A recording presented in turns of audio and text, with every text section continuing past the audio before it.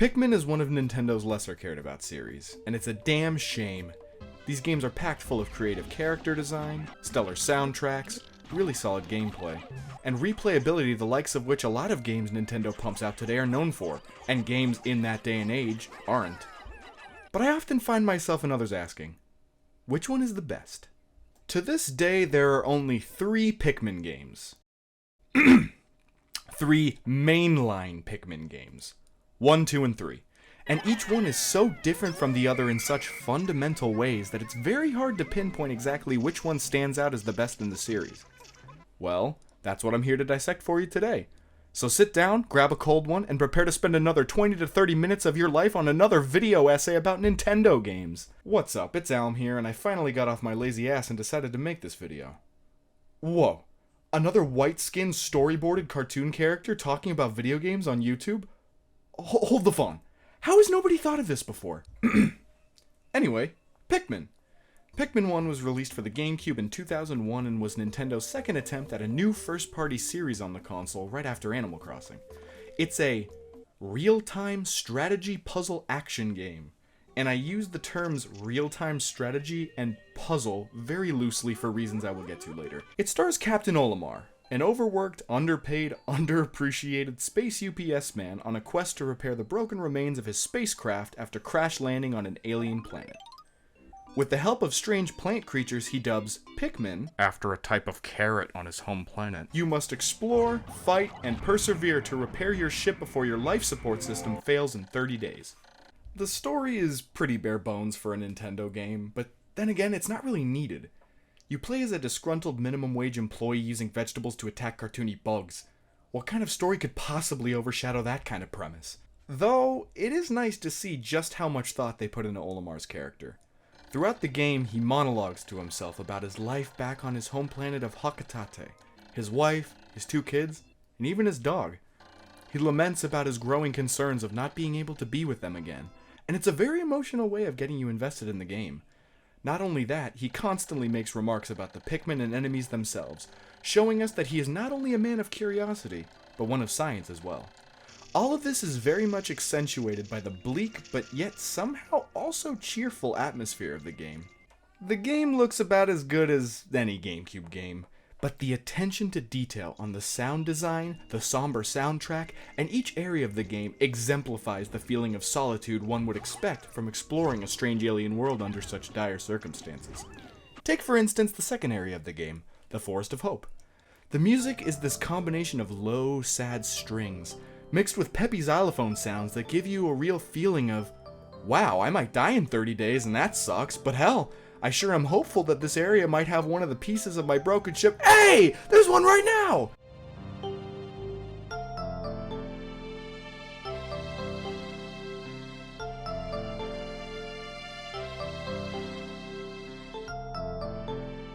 Or how about the final trial? The last area of the game. The cheery flute gives off the guise of a happy environment, while the more sinister strings complementing them remind you that this is no mere cakewalk. You made it to the final area of the game. Prepare for the worst.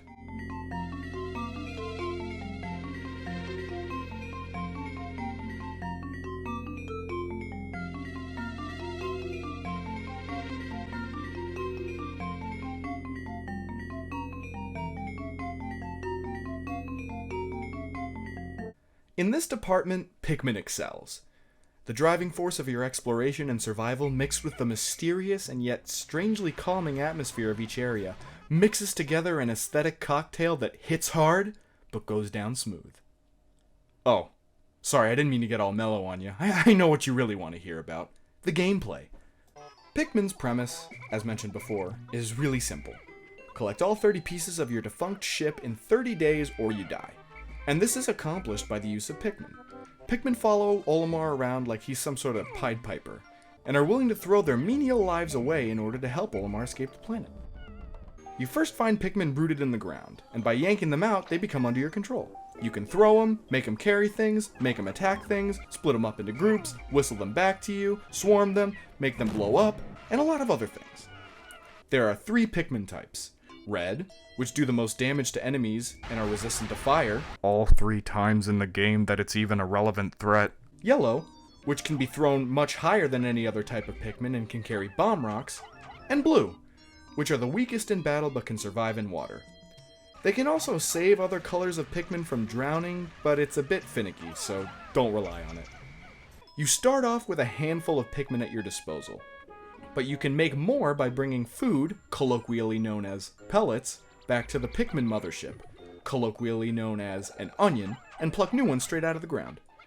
You can have up to 100 Pikmin following you at any given time, and that will be important since not only are there many tasks for Pikmin to perform, but lots of shit trying to kill you.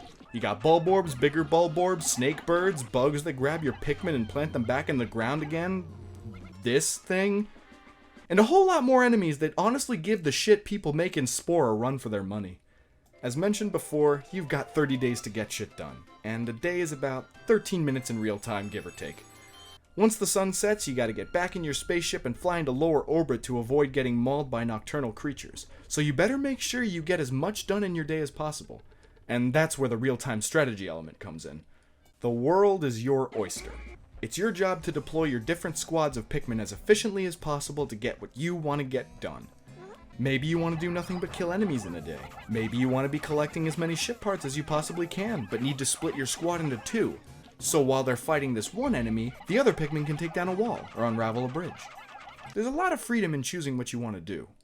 And while the constant threat of running out of time looms over your head like a razor blade-sized guillotine... Forgot to mention this, but Olimar is tiny. Like, size of a quarter tiny. It's forgiving enough in a way that really lets you get to know your surroundings and use your time up the way you want to. This game is, and please stay with me when I say this, a lot like Dark Souls in the way that the world opens up to you in your progress.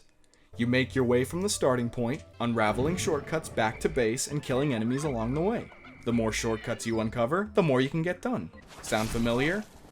Oh, you thought I was gonna say this game is hard? You thought I was gonna say this game is the Dark Souls of RTSs? Hell nah, this game's for babies. Okay, it's not the easiest game ever made, but I really don't exaggerate when I use the term baby's first RTS when describing it. The game is very simple. Perhaps too simple for its own good. It never really evolves any of the challenge in game, other than clustering more enemies together or putting a bunch of fire everywhere. This is why I mentioned this when introducing Red Pikmin. Any challenge that revolves around fire just comes down to, I'll use Red Pikmin, with no deeper thought behind the solution. The hazard of fire is just there. It just exists. It's not annoying, it's not challenging in the slightest, it just exists. And sure, there are a few mini-bosses that require more thought than just, swarm it! Or, toss Pikmin like mad! But those are few and far between. Most of the combat just boils down to bum-rushing the thing before it gets a chance to attack. The puzzles aren't even that deep either.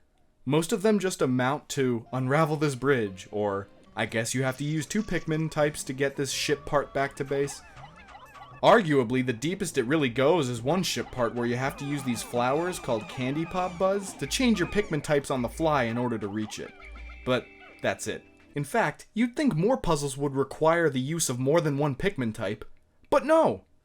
The one and only puzzle that requires all 3 types of Pikmin, besides the final area of the game, is one instance where you need blue Pikmin to destroy a clogged geyser, yellow Pikmin to grab the ship part from up high, and then red Pikmin to carry it back through fire.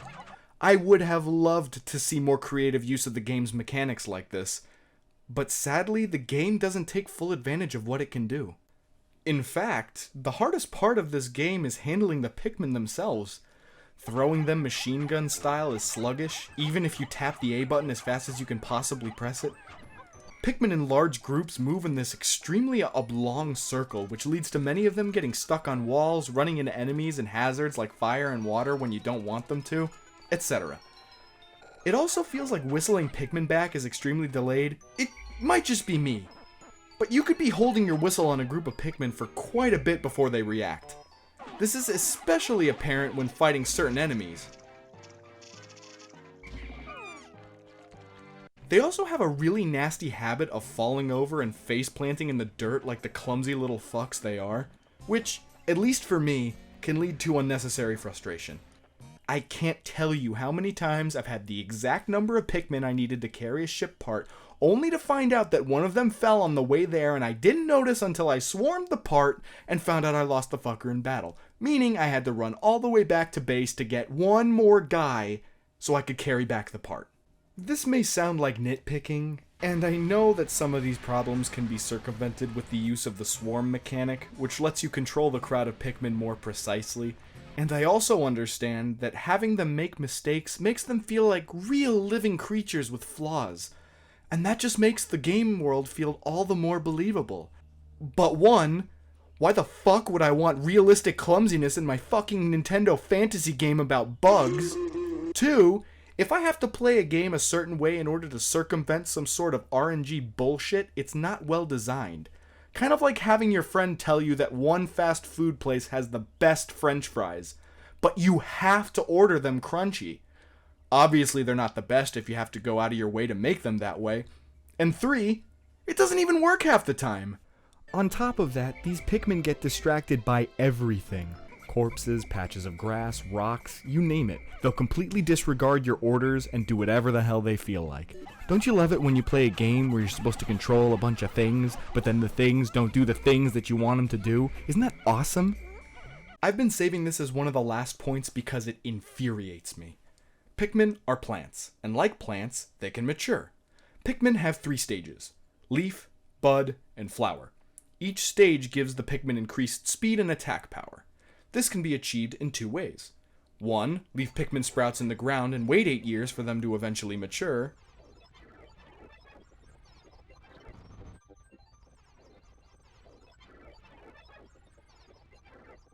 Or 2. Seek out nectar. Oh, fuck me, don't get me started on the nectar. This shit is broken in the first game. One Pikmin can down an entire glob of nectar by itself. Sure, you can swarm your entire mob on a blob, but if you miss your mark, you won't be getting any other Pikmin in on that yellow glory. This doesn't help when nearly everything in this game can deflower your Pikmin. It's ridiculous. Sure, the patches of grass and rock that provide nectar respawn, but that doesn't change the fact that nectar itself is broken. It baffles me that a mechanic like this was introduced when keeping Pikmin as flowers is like keeping a dog engaged in the World Series. And you want to know what else is bad? Bomb rocks.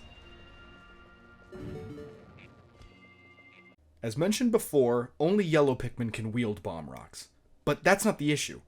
The issue is using the damn things without getting yourself blown up. See, when you throw a bomb rock Pikmin, it becomes active, and whistling it back to your side at this point makes the bomb rock explode. Seems fine, right?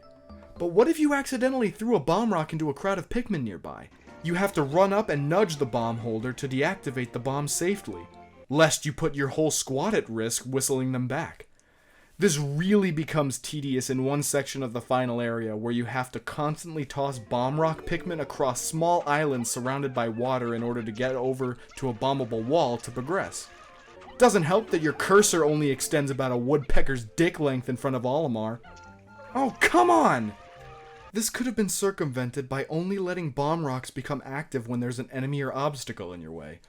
Then you wouldn't have to jump through hoops just to perform the smallest task. For what it's worth, it was the first entry in the series, and most of these problems do end up getting fixed in the later games. But it really feels like Pikmin 1 could have been so much more than it is. A beautifully creative, atmospheric strategy game bogged down by sluggish Pikmin and lackluster puzzles and challenges. Pikmin 1, you did your best, but your best wasn't good enough. As a side note, I would be remiss not to mention the Wii port of the game, that came out way later. Many people think this is the definitive way to play Pikmin 1, but I think that couldn't be farther from the truth. Along with a myriad of new glitches that make losing Pikmin even easier than it was in the GameCube version, including but not limited to having Pikmin die immediately if a bridge is completely unraveled on top of them, clipping through the ground, monsters being able to clip Pikmin through the ground, etc. Some real winner at Nintendo thought it would be a really great decision to make the button for the swarming mechanic right underneath the 2 buttons that control the camera. You gotta hold down on the D-pad to get Pikmin to swarm, which is already a nuisance and a downgrade from the C-stick since rotating a stick is much more fluid and natural than pointing the remote at the TV and awkwardly waggling it around. And since the D-pad on the Wii remote is so bad, it sometimes thinks you're trying to mess around with a camera, so it zooms in and out like mad, which is not only disorienting, but very distracting. But Elm, you can point to where you want to throw Pimpkins and it's way more accurate. Yeah? And? Besides the limited range, the GameCube control scheme was much more tight and manageable. For one, you can't swarm to keep Pikmin out of danger while you aim like in the GameCube version, making quick decision-making in close quarters combat a pain. And, that's basically it. It sucks! Fuck you! But in conclusion, Pikmin 1 excels at storytelling, atmosphere, character and world design, and keeping a consistent pace of action and slight strategy with its 30-day time limit. Too bad the challenges and puzzles presented to you are either way too short or way too easy. Anyway, Pikmin 2! Pikmin 2 was released 3 years after Pikmin 1 and is sadly the lowest selling game in the series. Pikmin 1 was groundbreaking and even had a song that made Japan go, "What?" And Pikmin 3 took 8 centuries to be revealed and published, despite being made for a fossil, so a lot of buzz came its way. Pikmin 2 had no such luck. Sad. I want to include a disclaimer before I get into it though. Pikmin 2 was my first video game. Not only in the Pikmin series, but in general. And with that said, I do carry a bit of bias towards it, but I'll try not to be a loser and let that get in the way of critiquing it. Anyway, story! And spoilers, I guess, if you're really that keen on trying these games out for yourself. Which I highly recommend, by the way. Of course, at the end of Pikmin 1, Captain Olimar is able to get all the parts of his ship back and make it off the planet safely.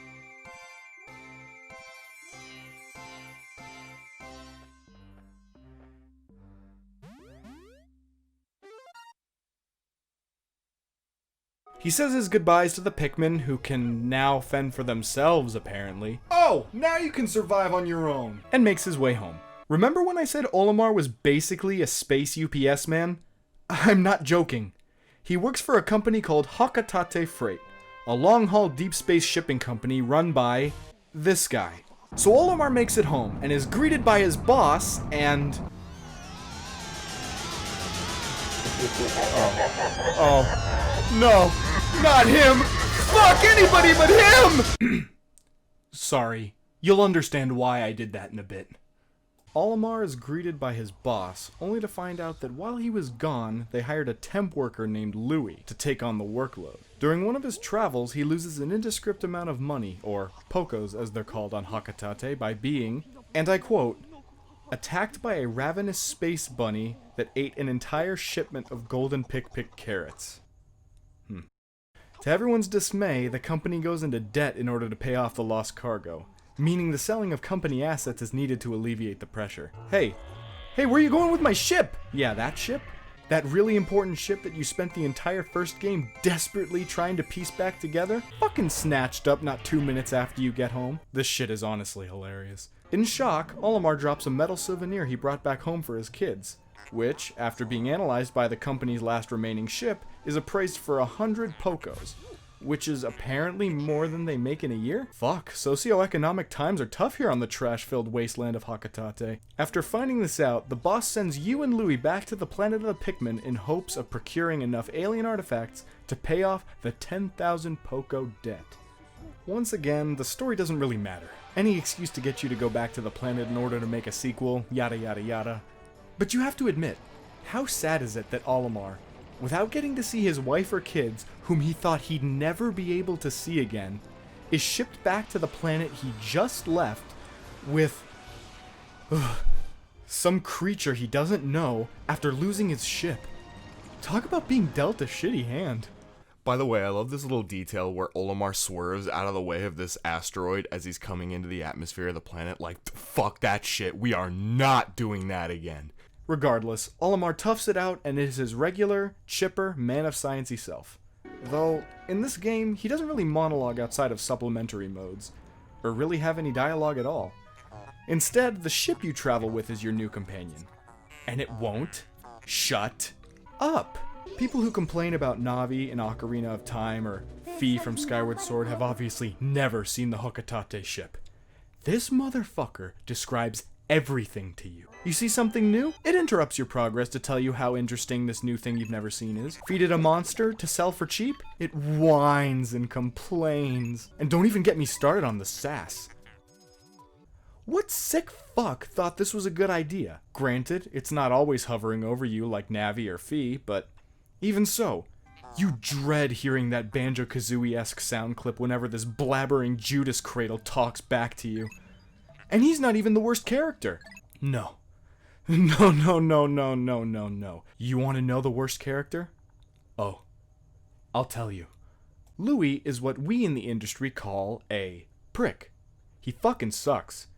Through supplementary reading in the game's bestiary and souvenir, or treasure log, you find out he's lazy, unmotivated, unfriendly, doesn't work well with others, and that's just what you can find out by reading. You want me to go in deep? You really want me to let you know just how big of a billowing shitbag this pear-shaped head-ass fuck is? Oh, strap in. So, in the end, Olimar and Louis manage to collect the 10,000 Pokos worth of treasure and can finally head home. Unfortunately, not all went according to plan. Somehow, and I don't know how the fuck this could have possibly happened, but Louis is left behind on the Pikmin planet. The boss catches wind of the possibility of even more treasure back on the planet and volunteers to come with you in Louis' stead. Unsurprisingly, Louis is nowhere to be seen. Fast forward to the end of the game. We find Louis at the bottom of a cave, unconscious in a bed of junk. Upon closer inspection, he's actually on top of a giant spider that acts as the final boss. After your victory, you return triumphantly to your home planet, treasure and Louis in tow, serenaded by the Pikmin whom which Olimar has come to care so deeply for. Roll credits. But wait, if you read Louis' treasure description, it's heavily implied Louis was actually the one controlling the boss from atop its head. Even members of his family who send you end-of-the-day emails tell you that he was always very into bugs, even eating them. So you're telling me I'm supposed to come to terms with the fact that instead of going home and calling it a day, Louis decided, nah, fuck it, and fell in a hole somewhere where he could just mess around with some bugs? And not only that, when you come to rescue him, he attacks you as if to say this is for abandoning me? What an asshole. And that, despite being totally fucking ridiculous, isn't even half of it. Through beating challenge mode, a separate minigame from the story, you are rewarded with a bonus cutscene. Are you ready for this? You find out that during Louis' escapades preceding the event of the game, he wasn't actually attacked by some space bunny. This gluttonous fuck ate all of the golden pick carrots. All of this meaning the entire game, the company's debt, Olimar losing his ship, and having to do all this work to fix everything is 100% Louis' fault. Yeah, fuck Louis. You suck. I think you get the idea. The game's story is a bit more fleshed out than Pikmin 1's, but I think it works as less of a driving force for your progress, and more just something added on to give the game a purpose for existing. Not that that's a bad thing, but this ties into a point I will get to much later. But enough about story. Let's switch things up a bit, and instead of going into the game's atmosphere, we'll talk about gameplay first, and what's changed from the first game. The fundamentals of the game are the same. Find Pikmin, use them to make it past enemies and roadblocks, and collect treasure to alleviate your company's debt in the 13-minute-long in-game days. But so much has been added and refined. For one, Pikmin are much more responsive in this game. Whistling feels instantaneous. Throwing Pikmin machine gun style is fast and actually works. Nectar isn't as retarded as it was in the first game, although one Pikmin can still drink an entire blob on his own. And Pikmin AI has improved significantly, meaning pathfinding around small obstacles is much better, and the tripping nitpick from before is nary an issue. It just feels so much nicer. It's a real treat. Not every single similarity is necessarily good, though. With the one exception being the first area of the game, the Valley of Repose, every above-ground area in Pikmin 2 is recycled from Pikmin 1. The Awakening Wood is just the Forest of Hope. The Perplexing Pool is just the Distant Spring. And the Wistful Wild is just the Impact Site and Final Trial smushed into one map. A lot of sequels do this. It saves time on creating assets and allows for newer, more interesting things to be implemented instead. But these areas are practically the same. Not counting the new music and graphics, and save some instances where the size of the map has been cut down significantly, or where a new obstacle such as a gate or a bridge has been added, these areas are identical. They even reuse some of the same puzzles and enemies. Honestly, it's a bit of a bummer. I mean, to a person, like me, who has or will play this game with zero knowledge of the first game, a point like this won't matter. But it sets an example for the rest of the game. Enough about that for now, though. With all the similarities comes a whole lot of new changes. The three biggest changes to the game are new Pikmin, new playable captains, and new caves. Louis, as big of a dick as he might be, is a valuable asset to your team.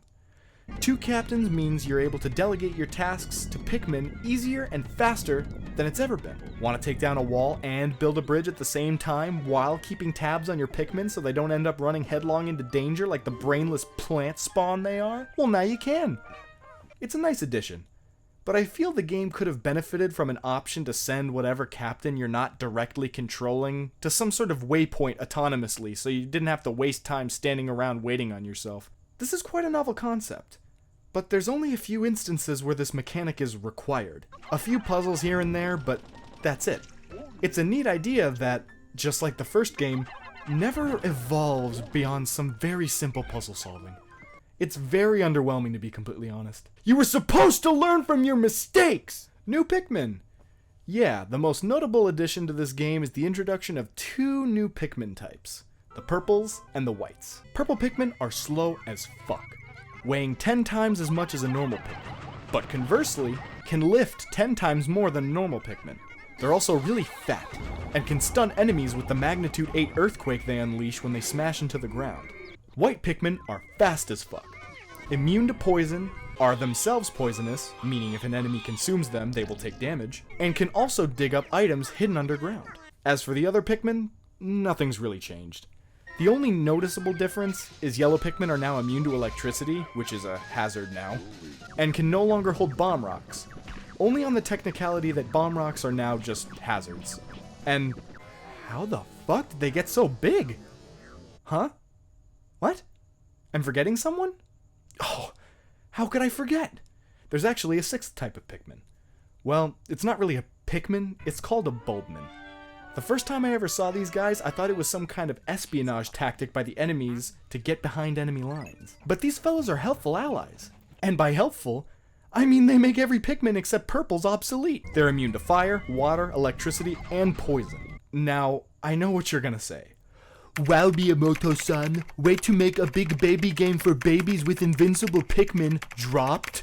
And I'll retort by saying, get a girlfriend, you sad weeaboo. And listen to this. Bulbmin can only be found underground. You can't find them anywhere else, and when you go back to the surface, they don't follow you. They also don't spawn next to their parent if you already have 100 Pikmin in your squad, so there. Get over it. This is a nice segue into the final big addition of the game. Caves. Pikmin 2's big draw is that you can now go spelunking for treasure. The in-game clock stands still while underground, giving you a bit of time to breathe and soak in all of that weird alien atmosphere y'all love so much. Each cave, with a few exceptions, is randomly generated every time you go in, which means no 2 caves will ever be the same. And they range from ominous, rusty girders hanging over a bottomless abyss, to a child's playroom, a dreary, wet, derelict bathroom, or just dirt. There's variety in these underground settings, and it's really nice to break the monotony of exploring the same areas you explored in the first game again. The caves are structured more like dungeons than anything else, though. Each cave has multiple floors with a boss monster at the end. It's a whole new kind of exciting. Exploring a whole floor and grinning in anticipation and wonder as to what could be next. What mysterious creatures lurk in the depths of the planet's surface. It's bugs. It's just more bugs. But hot damn, there's a lot of them. So many different kinds. See, in Pikmin 1, we had normal Bulborbs and Dwarf Bulborbs.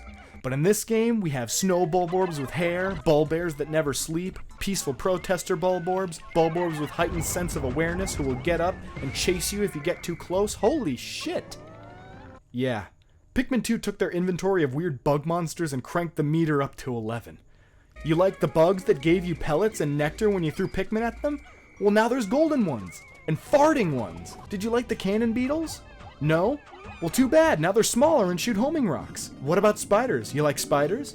Well, you got fire ones, water ones, shocky ones, poison ones, suicide bomber ones, big ones, even bigger ones, and the list goes on and on. What's the deal with so many enemies? This brings me to the core gameplay of Pikmin 2. Unlike in Pikmin 1, the Hakatate ship is able to keep your life support system running indefinitely, so there's no more time limits to worry about. In the first game, you are rushing against the clock, trying to piece together your ship as fast as possible. In this game, besides getting some angry emails from your boss telling you to hurry your ass up, there's no limit to how long you can take on your adventure. So where does the challenge come from? The combat. To play off the theme of spelunking, the developers opted to make the caves like dungeons, with the challenge not coming from how fast you can complete a task, but by using your available resources to fight your way through combat scenario after combat scenario, trying your best to keep your squad alive so you can carry back the giant treasures that await you. Only 2 problems, though. There's zero urgency. And Purple Pikmin and sprays break the game. God, don't you love not having a pop filter? I get that they didn't want to copy absolutely everything about the first game over to the sequel, especially the story and the driving force of your progress therein, but come on. I like the leisurely pace of this game as much as the next Joe Schmo, but for someone who isn't driven by taking a look at what new knickknack you got in the treasure log, there's no urgency, no drive, no reason to continue. Better yet, no consequences to not continue. Yeah, your company president may be living under a bridge, but does that negatively affect the game? Nah, not one bit.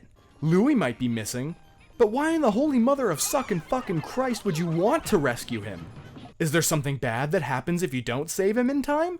Nah, just keep fucking around in that cave picking on bugs. This is something that Pikmin 2 sorely needed. Drive. It's very underwhelming, to say the least, switching from what was basically a life or death scenario to an extended all-expense, soon-to-be-paid vacation where you can sometimes get a treasure if you wanna. But sure, that might just sound petty, like, oh, of course I'm gonna get all the treasure. You think I'm stupid?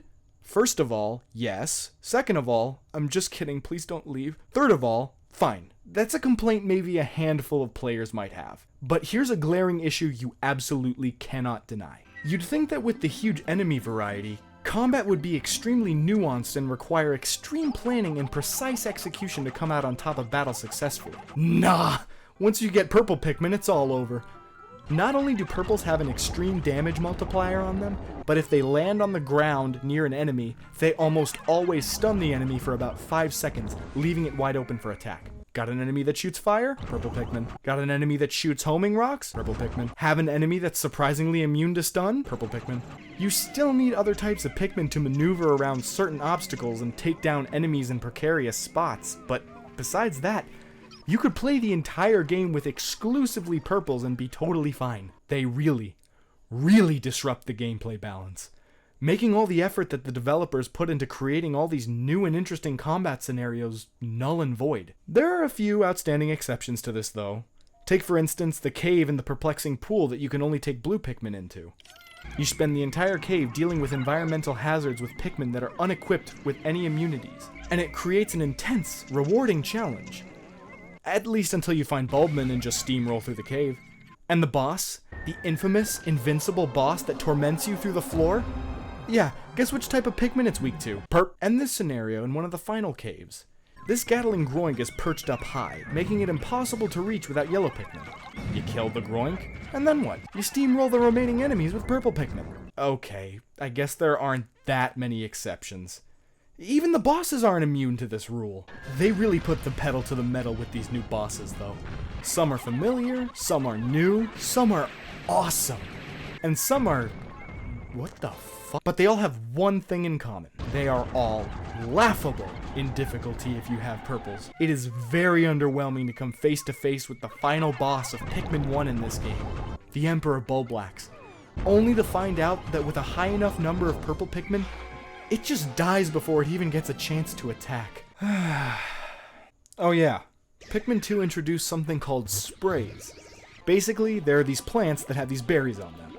Collect 10 berries, and you create a spray. The 2 types of sprays are Ultra Spicy Spray and Ultra Bitter Spray. Spicy sprays power up your Pikmin temporarily, making them supercharged. They hit harder, work faster, and move speedier than ever. Ultra bitter sprays can freeze any enemy caught in your burp in their tracks for a few seconds. Yes, you actually burp when you use the spray. Listen. You also fart when using the super spicy sprays. Glad to know Nintendo isn't above piss and poop jokes. Now, that doesn't seem too unfair, right?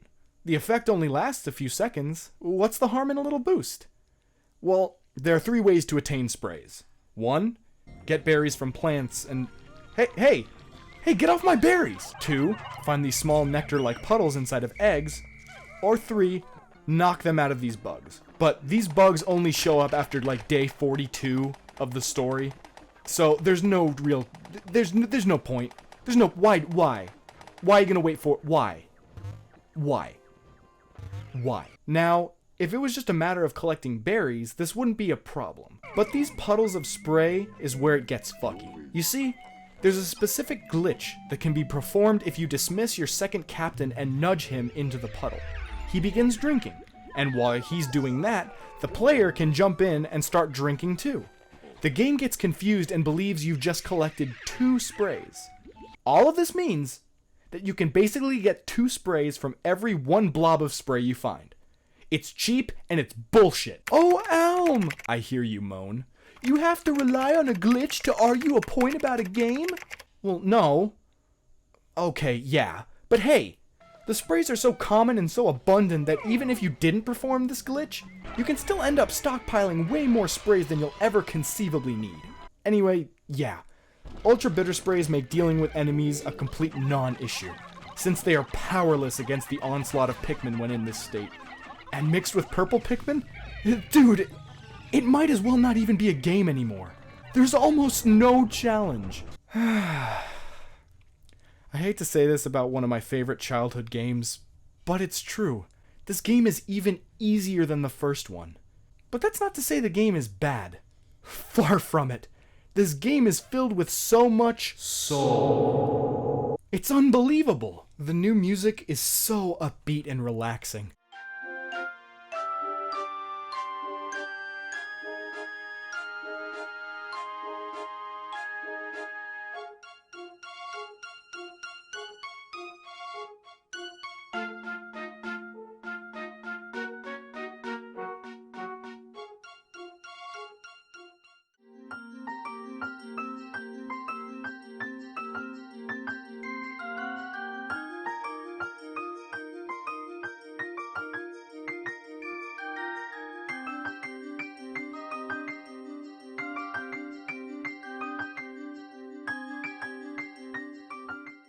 The little moans and grunts of the Pikmin are so damn cute.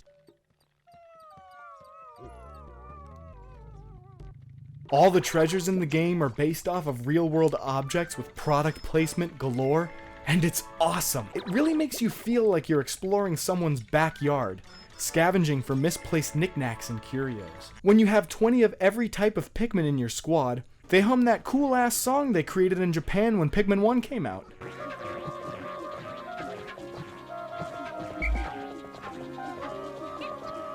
The bestiary and treasure log are just filled with tons of world and character building dialogue that just tie this game up in such a neat little bow.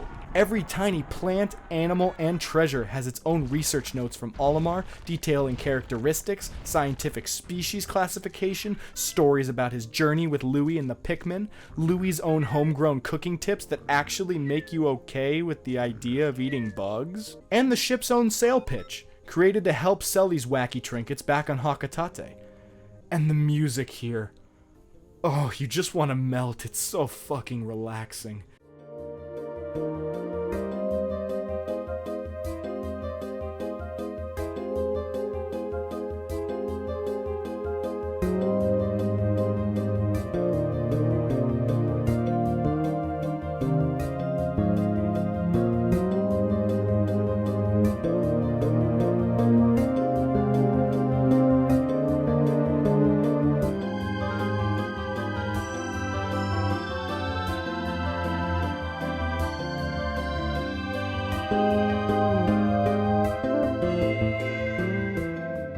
Pikmin 2 may be easier than Pikmin 1 and have less of a focus on where it wants its challenge to come from, but it crushes Pikmin 1 in the aesthetic and atmosphere department by far. And you know what?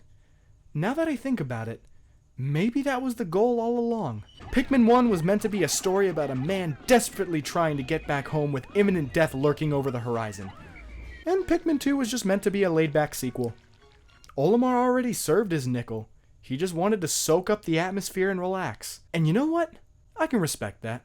One final point I want to mention is Pikmin 2 has 2 extra modes. 2-player battle and challenge mode. 2-player battle works better than you'd expect it to. You have a selection of maps, and the goal is to collect 4 yellow marbles before your opponent. You can sabotage the other player by attacking them with your Pikmin, getting cherries to spin this little roulette wheel that can drop enemies or bombs on them, or just go straight to the different colored marble at their home base and take it back for an instant win. It's not that deep, but it's fun for what it is.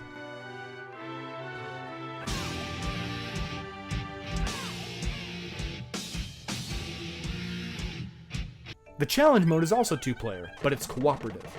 There are 30 levels, each one set up like its own separate cave. The goal is to collect as many treasures as possible to achieve a high score and reach the end before the timer runs out. It's a fun novelty, and it provides a lot more challenge and variety than the main game, since the levels have Pikmin types picked for you. But it feels lacking.